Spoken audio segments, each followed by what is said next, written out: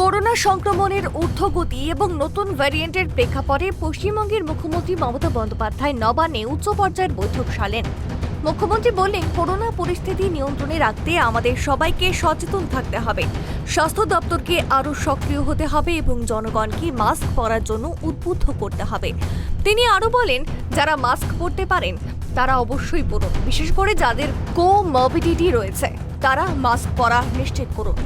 এছাড়া মুখ্যমন্ত্রী প্রাইভেট নার্সিংহোমগুলোকে সতর্ক থাকতে বলেছেন, যাতে তারা সংক্রমণ মুক্ত থাকে এবং নতুন ভ্যারিয়েন্টের ছড়ানোর আশঙ্কা কমে। তিনি বলেন, প্রাইভেট নার্সিংহোমগুলোকে আমি একটু সতর্ক করতে চাইছি, তারা যেন আইসিসিগুলোকে যথাসম্ভব সংক্রমণ মুক্ত রাখার চেষ্টা করে। মুখ্যমন্ত্রী আরও বলেছেন যে আমরা আতঙ্কিত না হয়ে সাবধানতার সঙ্গে এই পরিস্থিতি মোকাবেলা করব।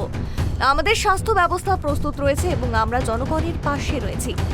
রাজ্য স্বাস্থ্য দপ্তরও নতুন কোভিড গাইডলাইন জারি করেছে, যাতে জনবহুল স্থানে মাস্ক পরা, স্যানিটাইজার ব্যবহার, হাঁচি কাশির সময় নাক মুখ ঢেকে রাখা এবং অসুস্থ হলে করোনা পরীক্ষা করানোর পরামর্শ দেওয়া হয়েছে। কিন্তু আমরা যেটা মনে করি যে সতর্ক আমাদের থাকতে হবে, কোনো প্যানিক ক্রিয়েট করা নয়।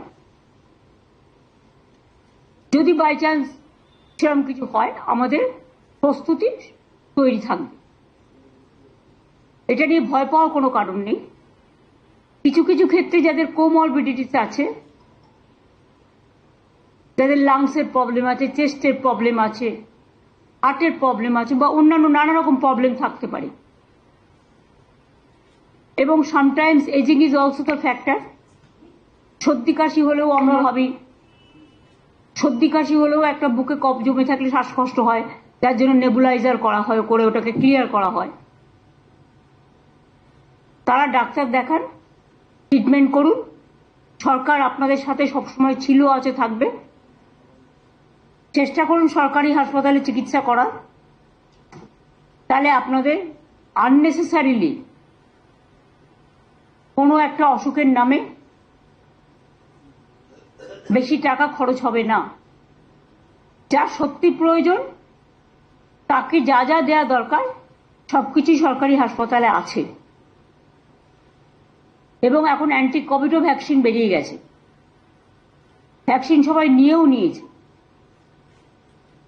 সুতরাং আমরা নিজেদের ইন্টারেস্টে নিজেরা মিটিংটা করলাম, যাতে ফার্দার যদি কখনো সেরকম পরিস্থিতি হয়, তখন আমরা যেন প্রস্তুতিটা রেখে দিতে পারি, যাতে কোনো অসুবিধে লোকের না হয়।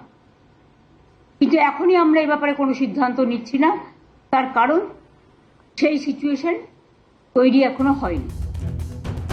মুখ্যমন্ত্রী মমতা বন্দ্যোপাধ্যায়ের এই উদ্যোগ রাজ্যবাসীকে করোনা সংক্রমণ প্রতিরোধে আরও সচেতন ও প্রস্তুত করতে সহায়ক হবে বলে আশা করা হচ্ছে। Bureau report, prime TV Bangla.